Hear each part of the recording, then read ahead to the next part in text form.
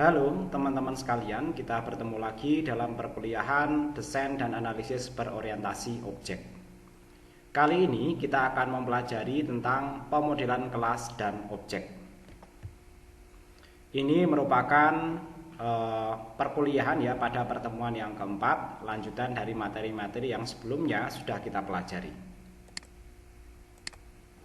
Tujuan pembelajaran. Tujuan dari pembelajaran ini adalah nantinya mahasiswa akan memahami konsep dasar kelas dan objek serta relasinya, lalu menggambarkannya dalam kelas diagram. Kemudian prasyarat perkuliahannya yaitu mahasiswa sebelum memahami materi ini ya diharapkan sudah memahami materi logika dan algoritma pemrograman dan PBU, serta memahami dasar-dasar UML yang sudah kita pelajari pada pertemuan sebelumnya. Lanjut pembelajarannya, kita mulai dari pengertian pemodelan kelas dan objek. Pemodelan kelas dan objek adalah teknik yang digunakan dalam pemrograman berorientasi objek untuk merancang dan menggambarkan struktur dari sistem perangkat lunak. Dalam konteks ini, kelas dan objek merupakan elemen fundamental untuk memahami bagaimana data dan fungsi saling berinteraksi dalam sebuah sistem.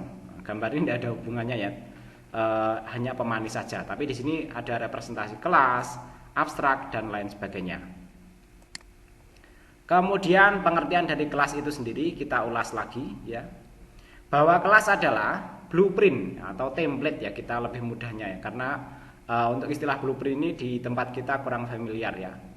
Atau template untuk membuat sebuah objek yang nantinya merupakan implementasi dari template tersebut dan mengerjakan fungsi-fungsi program kita. Kelas mendefinisikan atribut atau properti, atau kita biasanya nyebutnya variabel ya, atau teman-teman mungkin familiar dengan apa yang sejenis ya. Dan metode atau fungsi ya, atau yang teman-teman belajar ReviewNet ya, istilahnya menggunakan subroutine ya, yang akan dimiliki oleh objek yang dibuat dari kelas tersebut ya. Jadi nanti objek-objek yang akan dibuat dari kelas tersebut ya akan memiliki properti dan fungsi-fungsi yang kita deskripsikan pada kelas tersebut. Kita lanjutkan ya. Nah, contoh kelas ya, seperti sebelumnya kita menggunakan contoh dalam bahasa pemrograman PHP ya. Kita ulas lagi ya contoh kelas di sini ya. Misalnya kita punya kelas mobil ya. Di sana ada atribut atau properti merek, warna, dan kecepatan maksimum. Kemudian di dalamnya juga ada metode atau fungsi konstruktor ya, public function construct ya, dengan di dalamnya ada parameter merek, warna, dan kecepatan maksimum.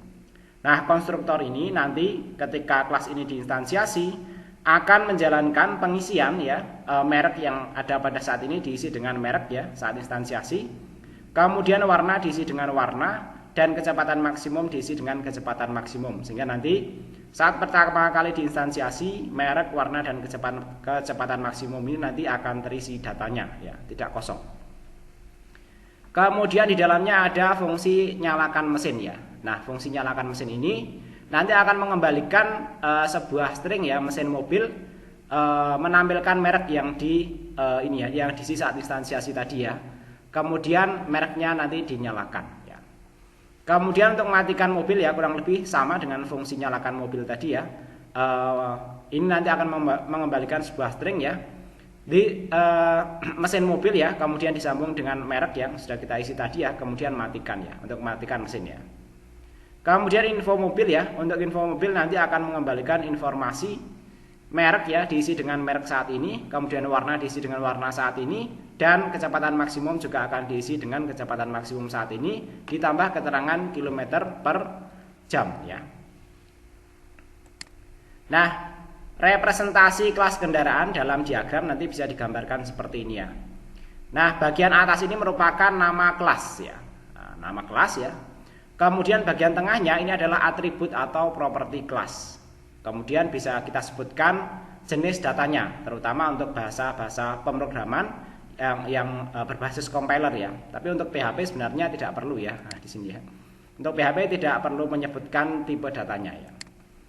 Tapi dalam kelas diagram kalau itu direpresentasikan menggunakan bahasa pemrograman VB.NET ataupun Java, sebaiknya memang disebutkan tipe datanya ya.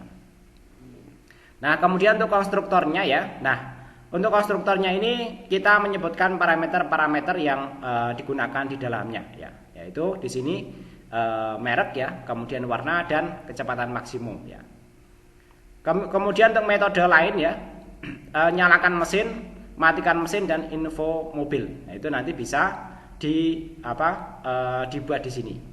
Nah, nanti kalau memang ada metode yang membutuhkan parameter ya, misalnya nanti ada metode hapus mobil gitu ya. Hapus mobil itu kan membutuhkan ID dari mobilnya, sehingga nanti dia memerlukan parameter ID ya, yang bisa dimasukkan di antara tanda kurung ya. Kalau ini kan kosong, tidak ada parameternya ya.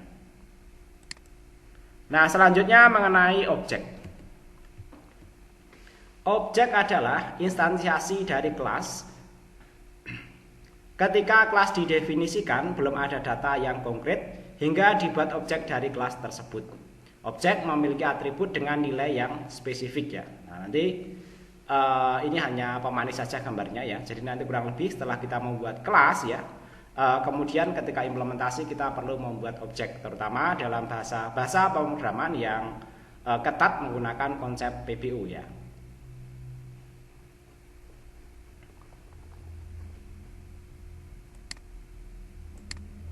Nah, contoh objek nanti kurang lebih seperti ini ya. Kita misalnya memanggil kelas mobil yang tadi ada di file yang berbeda, yaitu mobil PHP ya. Contoh dalam bahasa pemrograman PHP ya. Misalnya kita letakkan dalam file yang terpisah bernama mobil.php. Kemudian kita melakukan instansiasi membentuk mobil 1 ya, new mobil ya. Diisi mereknya Toyota, warnanya merah dan kecepatan maksimumnya adalah 180. Kemudian mobil 2 ya, diisi mereknya Honda, warnanya biru dan kecepatan maksimumnya 200 ya. Kemudian ya, di dalam objek-objek ini kita bisa memanggil ya fungsi-fungsi atau metode-metode yang kita buat tadi di kelas sebelumnya. Bisa nyalakan mesin ya, sehingga nanti akan keluar ya mesin Toyota dinyalakan. Untuk mobil 1 ya, karena ketika kita instansiasi mobil 1 ya, di sini konstruktornya kita isi dengan Toyota ya. Kemudian misalnya mobil 1 info mobil, nah, maka dia akan keluar Toyota, warna merah dan kecepatan maksimumnya adalah 180. Demikian juga nanti dengan mobil 2 ya. Untuk fungsi matikan mesin dan fungsi info mobil, dia akan menampilkan informasi yang ada pada objek mobil tersebut ya. Masing-masing nanti akan berdiri sendiri-sendiri antara objek 1 dan objek yang 2 ya. Nah, representasi objek dalam kendaraan diagram ya, kalau kita perhatikan mirip dengan kelas diagram, tapi kali ini dia tidak ada konstruktornya karena objek itu dia hanya memakai metode-metodenya saja. Sehingga nanti untuk dalam skripsi biasanya untuk objek diagramnya jarang sekali digambarkan ya, karena implementasi seperti ini kalau digambarkan nanti akan menghasilkan diagram sangat banyak sekali ya.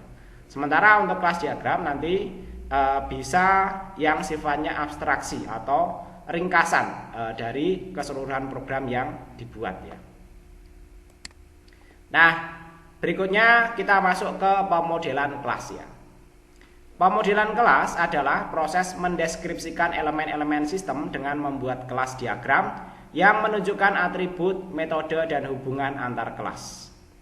Ini merupakan langkah penting dalam proses desain software berorientasi objek ya. Jadi nanti kita perlu ya memodelkan kelas diagramnya terutama. Jadi nanti dalam skripsi yang wajib dibuat ini adalah kelas diagramnya. Jadi nanti hubungan antara kelasnya bagaimana ya, relasinya seperti apa, kemudian spesifikasi dari kelasnya apa, propertinya apa saja, kemudian metodenya apa saja, parameternya apa saja, konstruktornya apa, dan nama kelasnya apa, itu sebaiknya dideskripsikan dengan jelas di awal sehingga nanti kita tahu spesifikasi dari software yang akan kita buat nantinya. Kemudian objek ya, nanti gambarannya untuk pemodelan objek kurang lebih seperti ini ya. Tadi ini tidak ada konstruktornya, kemudian yang ada pada kelas ya, tidak ada abstraksinya ya, itu nanti tidak ada di dalam objek. Cukup menyebutkan nama objeknya dan nanti bisa kembar ya, objek 1 dan objek 2, dan bisa diturunkan dari satu kelas yang sama ya. Nah, objek ini adalah hasil nyata dari pemodelan kelas. Ketika kita membuat objek dari suatu kelas, kita menentukan nilai untuk atribut-atributnya dan dapat menjalankan metode yang didefinisikan dalam kelas tersebut ya. Bahkan nanti beberapa atribut mungkin saja tidak kita gunakan dalam objek tersebut yang ada pada kelas template-nya ya, atau kelas bentukannya ya. Nah, selanjutnya yang penting di sini adalah kita lihat ya hubungan antara kelas dan objek. Tapi nanti dalam prakteknya ini jarang sekali digambarkan. Ini hanya sebagai pengetahuan konseptual saja bagi kita programmer ya, yang nantinya akan mengimplementasikan kelas-kelas tersebut ke dalam programnya secara lebih detail dan implementatif ya.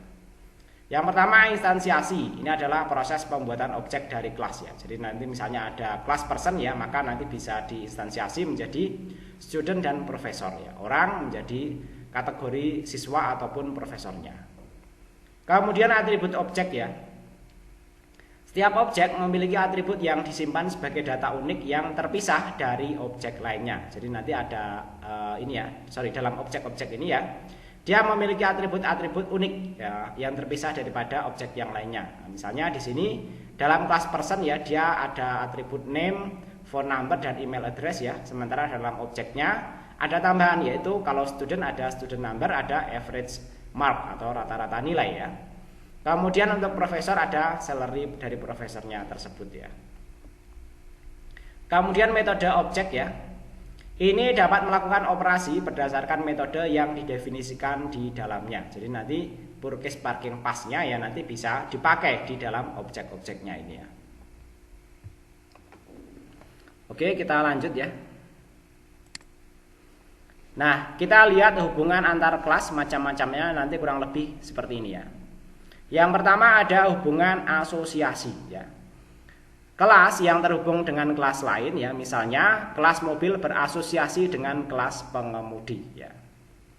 Kemudian ada juga relasi pewarisan atau inheritance ya. Satu kelas mewarisi atribut dan metode dari kelas lainnya yang dianggap induk gitu ya. Contohnya kelas mobil balap ya, mewarisi dari kelas mobil. Nah, kemudian nanti ada mobil balap, ada mobil angkutan, kemudian ada mobil pribadi dan lain sebagainya.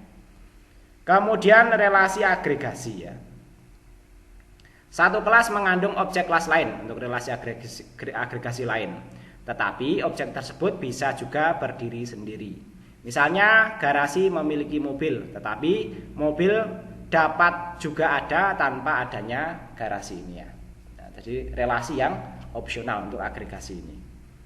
Kemudian relasi komposisi. Nah, ini kebalikan dari agregasi. Satu kelas mengandung kelas lain yang sangat tergantung padanya ya. Misalnya rumah memiliki kamar ya, dan jika rumahnya dihapus ya, maka kamar juga harus dihapus, akan terhapus secara otomatis ya, karena kamar tidak bisa berdiri sendiri. Misalnya seperti itu. Selanjutnya kita lihat ya contoh ya implementasinya dari asosiasi kelas ya. Asosiasi dapat diartikan sebagai hubungan antara dua kelas yang bersifat statis. Biasanya asosiasi menjelaskan kelas yang memiliki atribut tambahan seperti kelas lain ya. Misalnya penumpang dan kereta ya. Jadi nanti penumpang itu bisa bisa terhubung dengan kereta ya. Demikian juga dengan kereta bisa terhubung dengan penumpang ya. Atau keduanya tidak sama sekali, tidak ada hubungannya sama sekali ya. Kemudian pewarisan ya. Untuk pewarisan atau inheritance dapat disebut juga sebagai generalization ya.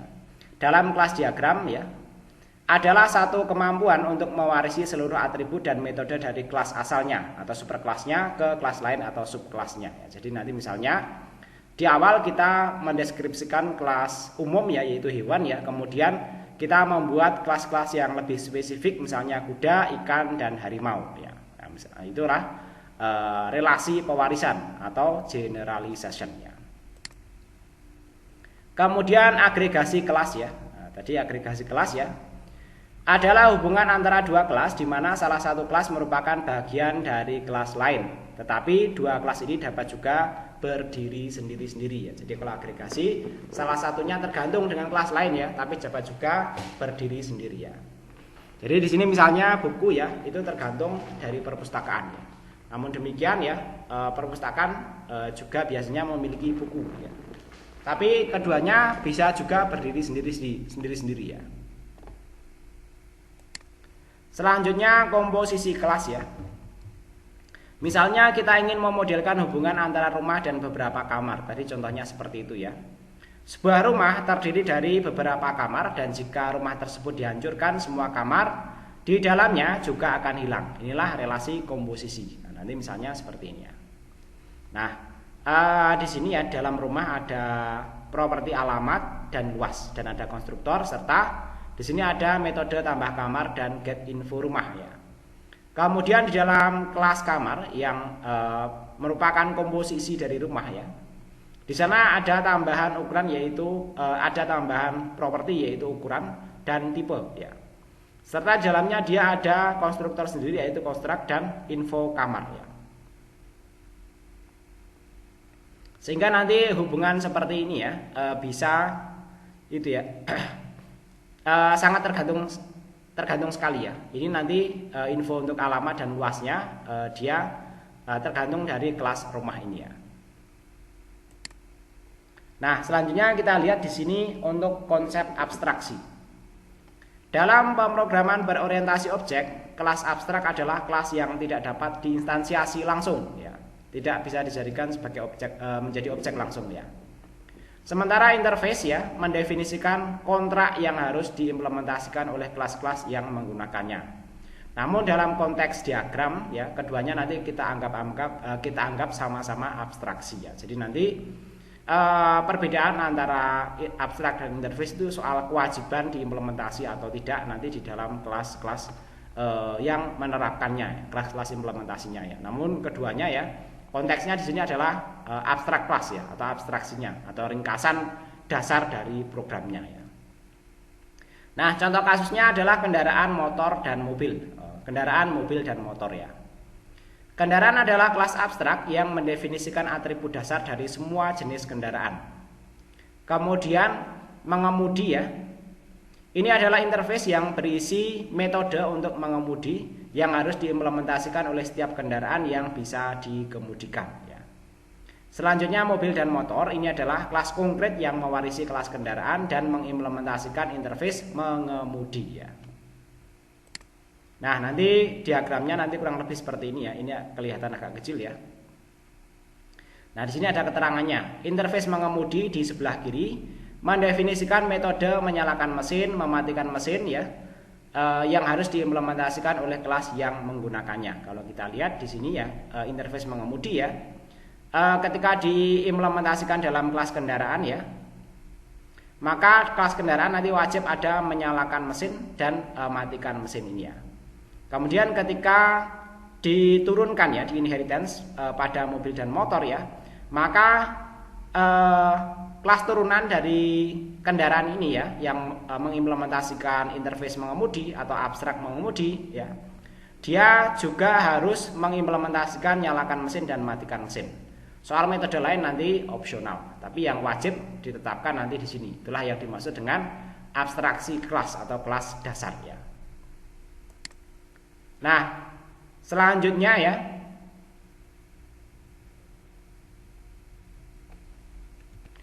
kita lihat contoh kasus yang lengkap ya. Nah, nanti di sini ada inheritance ya, atau pewarisan ya. Nah, ini abstrak kelasnya ya. Ada shape atau ada bangun datar lah ya. Di bangun datar nanti diwajibkan ada properti color dan size, warna dan ukuran. Kemudian draw, penggambaran ya. Ini nanti ini adalah metode untuk menggambar abstrak ya. Kemudian resize atau mengubah ukuran ya. Kemudian ketika diwariskan ya di sini ya, nanti soal interface dan abstrak nanti kita anggap sama semua ya. Nah, nanti ini mau inherit atau implements boleh. Kalau ini nanti interface nanti berarti di sini implements. Tapi nanti kalau ini abstrak ini menggunakan inherit ya. Ketika di inherit pada kelas circle ya, maka dia bisa menambahkan radius double ini ya. Kemudian ingat ya, karena di sini ini abstrak ya, tidak wajib diimplementasikan, tapi boleh diimplementasikan di sini ya. Nah, nanti bisa mengimplementasikan draw. Tapi kalau ini interface ya, maka nanti semua wajib diimplementasikan seperti pada contoh interface tadi ya. Kemudian resize ya, ini boleh diimplementasikan, boleh tidak ya. Kemudian berikutnya di sini ya ada kelas artis ya. Nah, kelas artis ya berasosiasi dengan kelas canvas ya. Nah, nanti kelas artis ini ya karena dia diinherit dari sama ya, dari kelas abstrak ini ya. Nah, contohnya nanti semestinya seperti itu ya. Kemudian dia bisa mengimplementasikan draw circle ya. Draw circle, draw aja ya, draw circle. Kemudian dia berasosiasi dengan canvas ya. Canvas berarti opsional ya. Dia bisa berhubungan dengan canvas atau tidak ya. Di dalam kelas canvas nanti ada width, height, dan double add circle ya. Oh, ini add circle-nya ini semestinya merupakan sebuah metode ya. So, kemudian ada agregasi ya. Nanti opsional ya, canvas ini berhubungan dengan pensil atau tidak. Nah, kalau berhubungan dengan pensil maka dia akan bertambah properti hardware hardness ya, dan ada draw circle ya. Nah, untuk yang ini coba kita implementasikan dalam gambar menggunakan IDEAS Modeler ya. Oke, kita jalankan IDEAS Modelernya ya.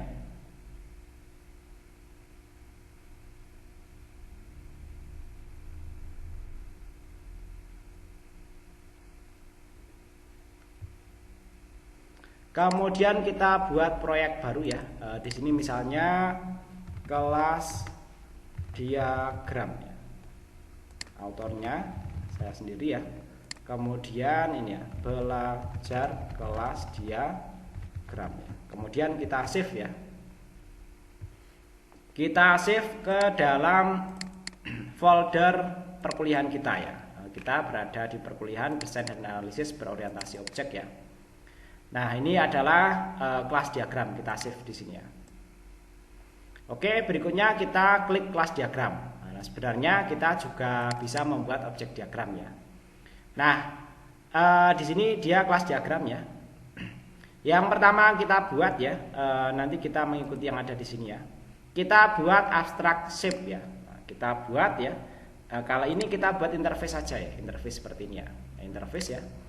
Ini ya misalnya adalah shape ya. Nah, seperti itu ya. Kemudian di dalam interface shape itu ya, nanti ada properti color dan warna dan ukuran ya. Nah, nanti kita di sini kita tambahkan ya atribut ya, warna ya. Kemudian kita tambah lagi ukuran ya. Kemudian berikutnya kita tambahkan gambar ya dan ubah ukurannya.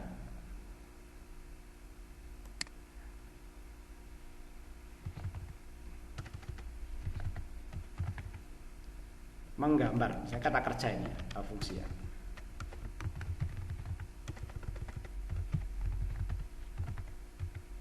Kemudian ubah ukuran ya. Nah, kurang lebih nanti seperti itu ya.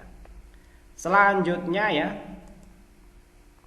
kita buat di sini ya lingkaran ya. Kita buat kelas lingkaran ya. Di sini kita buat kelas lingkaran ya. Nah, atau kalau enggak di sini ya, kita coba cari pilihan di sini ya, sub interface.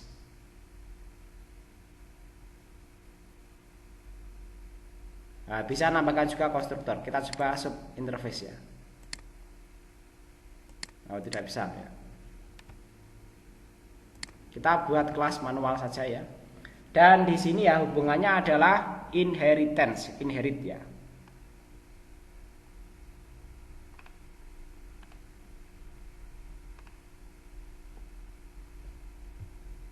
Nah, inherit ini nanti juga bisa disebut sebagai generalization ya. Jadi nanti kita bisa menggunakan simbol generalization ini ya.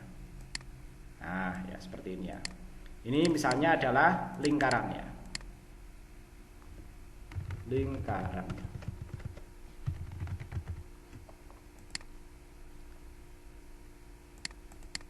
Ini kita gunakan bahasa Indonesia saja ya. Bangun datar ya.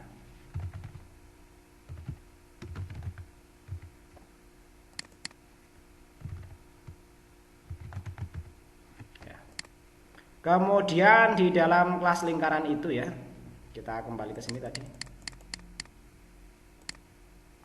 Ada properti tambahan yaitu radius ya. Nah, ini karena kita tadi menggunakan interface ya. Maka di sini ya kita harus memasukkan warna dan ukurannya. Warna, kemudian ukuran ya. Tambah satu lagi adalah radius ya. Oke, nanti kurang lebih seperti itu ya. Kemudian ya di dalam kelas lingkaran ini ya, kita bisa membuat ini ya, menggambar pertama kali. Kemudian bisa juga melakukan ubah ya. Nah, karena ubah ukuran perlu memasukkan sebuah data pengubahan ukuran ya, ini sebaiknya tambahkan parameter ukuran seperti ini ya. Nah, di sini relasi ya antara kelas interface bangun datar dan lingkaran sudah terbentuk ya. Selanjutnya adalah artis ya. Artis ya, nanti ada nama artisnya dan ada menggambar dari ini ya. Menggambar dari lingkarannya ya. Karena artis boleh menggambar atau tidak terhadap lingkarannya, maka asosiasinya di sini ya, kalau kita lihat ya, kita gunakan relasi agregasi, di mana artis ini ya, lingkaran itu digambar oleh artis ya. Namun demikian artis tidak selalu menggambar lingkaran. Ya. Jadi nanti kita gambarkan dengan agregasi ya. Oke ya, di sini ya kita gambarkan dengan agregasi ya. Kita buat kelas dulu di sini ya. Kelas ya, artis ya. Kemudian kelas artis ini ya, nanti asosiasinya dengan lingkaran ya. Kita gunakan relasi agregasi ya. Nah, nanti seperti ini. Ya. Nanti di sini ya, dalam kelas artis ya, itu nanti ada nama artisnya dan menggambar lingkarannya.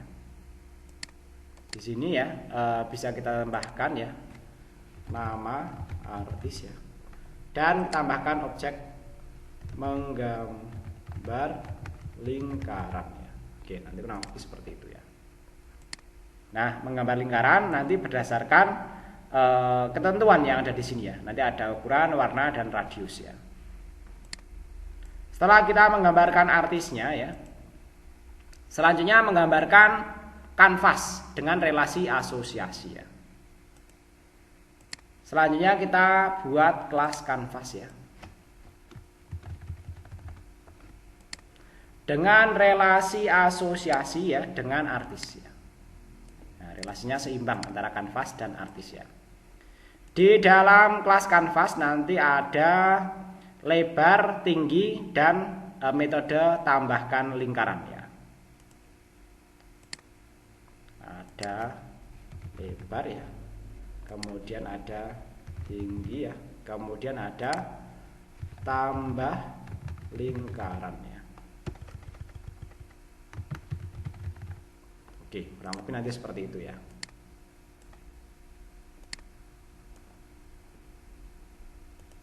Selanjutnya yang terakhir ini ya, agregasi ya. Nah, agregasi ya antara kanvas dan pensil ya.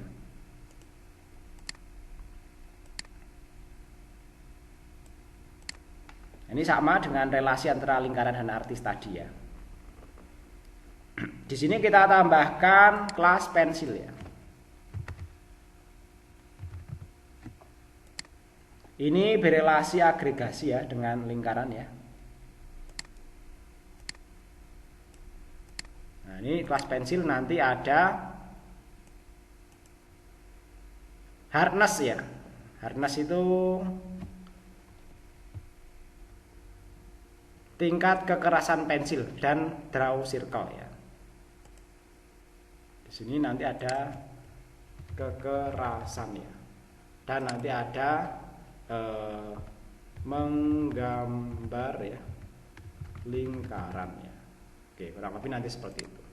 Jadi dari gambar tadi ya, Bisa kita implementasikan dengan gambar diagram seperti ini, sehingga nanti lebih rapi. Tata letaknya bisa kita atur. Selain rapi juga indah, enak dilihat ya, karena itu penting kaitannya dengan pemahaman dari struktur program kita nantinya.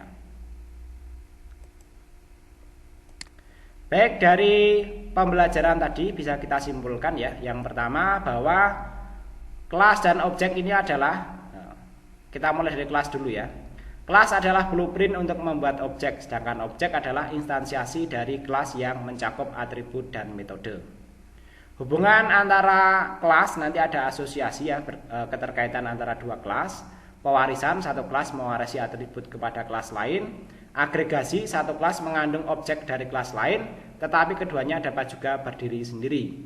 Kemudian komposisi ya, satu kelas tergantung pada kelas lain dan tidak dapat berdiri sendiri ya. Satu kelas tergantung pada kelas lain dan tidak dapat berdiri sendiri ya.